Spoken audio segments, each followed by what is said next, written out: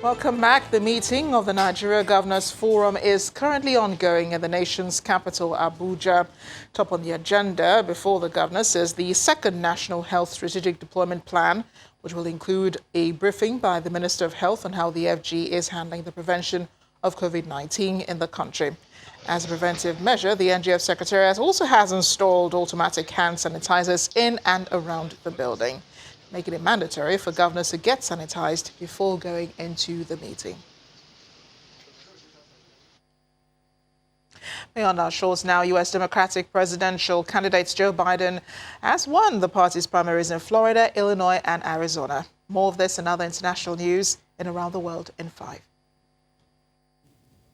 Hello and good evening from the Channel studios here in London with your international news around the world in 5. The Democratic presidential candidate Joe Biden has steamrolled rival Bernie Sanders in primary elections in Florida, Illinois and Arizona. Oh, thanks. Broadcast from his home in Delaware, the former vice president spoke down the lens of the camera, having made a clean sweep in all 3 states. Florida was the biggest prize of the night, awarding 219 of the 1,991 delegates needed to secure the Democratic presidential nomination. Mr. Trump won that traditional battleground state by 1.2 percentage points in the 2016 presidential election. Addressing Democrats after the vote, Joe Biden appealed to the many young supporters drawn to Bernie Sanders. So let me say, especially to the young voters who have been inspired by Senator Sanders, I hear you. I know what's at stake. I know what we have to do.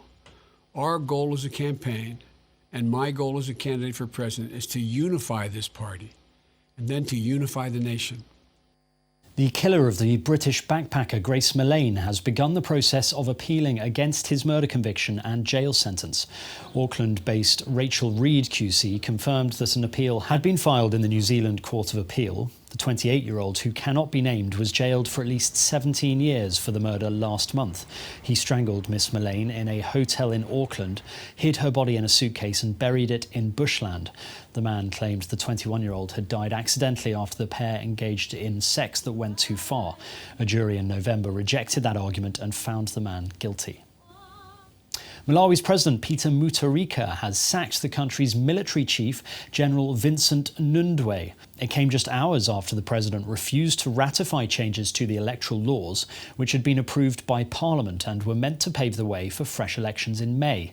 Last month, the courts annulled Mr. Mutharika's victory in last year's election, citing irregularities. He's filed an appeal against the decision. People in Spain have been protesting against their former king in a very distinctive way.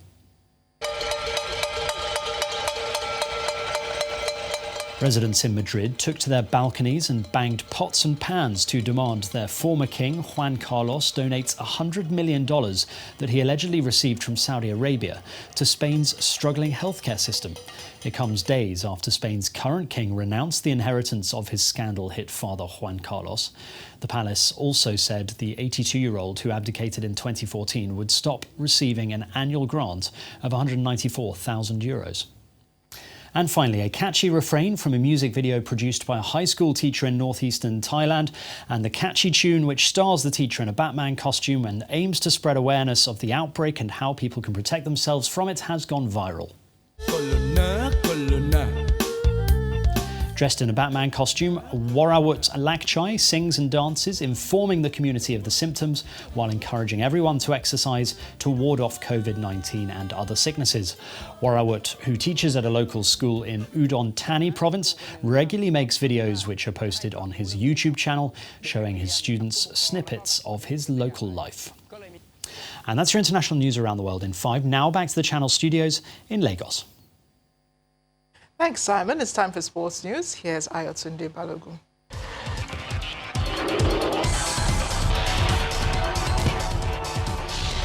Many thanks, Amarachi. MFM Football Club have beaten Abia Warriors 2-1 in the matchday 25 game of the Nigeria Professional Football League, played this evening at the Agege Stadium in Lagos. Dennis Obasi drew first blood for the Lagos side in the 18th minute after a mix-up in the Abia Warriors defense for his first goal of the season.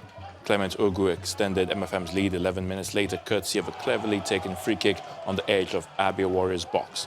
Fatai Abdullahi reduced the goal tally in the 54th minute, but it was a little too late for Abia Warriors.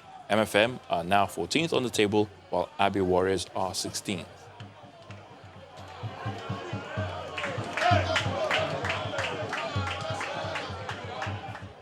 While Plateau United have maintained a 4-point gap at the top of the standings on the back of a 2-1 home win over Kwara United, Rivers United thumped Warrior Wolves 3-0 and Lobby Stars stopped FC Enyimba 1-0. Champions Enyimba climbed to 5th after a 2-0 win at bottom club Adamawa United. Rangers International leaped to 4th on the table with 37 points after they stunned host Dakada FC 3-2, with striker Israel Abia grabbing a brace. Katsina United are 9th on the back of a 2-1 win at Sunshine Stars. Nasarawa United dropped down into the relegation zone after they were held at home by Aqua United, while Wiki Tourists moved out of danger courtesy of a 1-0 win over Kano Pillars. In the meantime, the league management company, the LMC, has announced that 2019-2020 Nigeria Professional Football League has been suspended till further notice. According to the LMC, this decision is in line with global health preventive protocol against the coronavirus pandemic. The suspension comes after the federal government announced the postponement of the 20th National Sports Festival in Edo State. In a related development, the Nigeria Football Federation, the NFF, has announced the stoppage of all forms of football activities in the country for the next 4 weeks as a result of the global coronavirus pandemic. According to the country's football governing body, the shutdown affects all on-field activities, the various national teams, the Nigeria Professional Football League, the other leagues and youth football programs. NFF President Amaju Pinnick said the stoppage will be for 4 weeks, after which the situation will be reviewed in line with events and trends worldwide. And that's sports news. I'm Ayotunde Balogun. It's back to you, Marachi.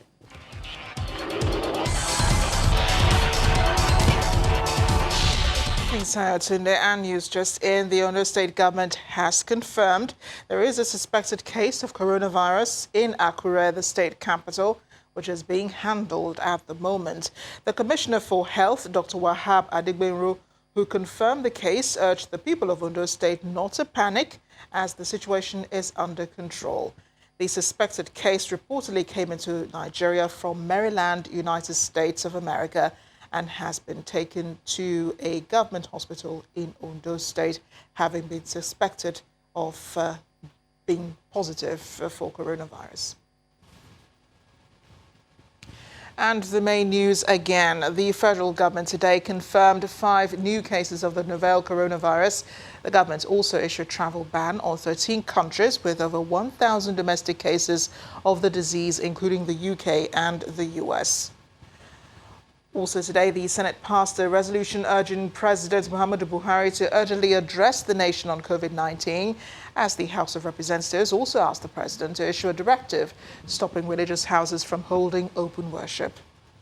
And global cases of coronavirus has risen above 200,000 as the United Kingdom orders closure of all schools. That's all on the news at 10 tonight. Thank you for watching. I am Amarachi Ubani. Good night and stay safe.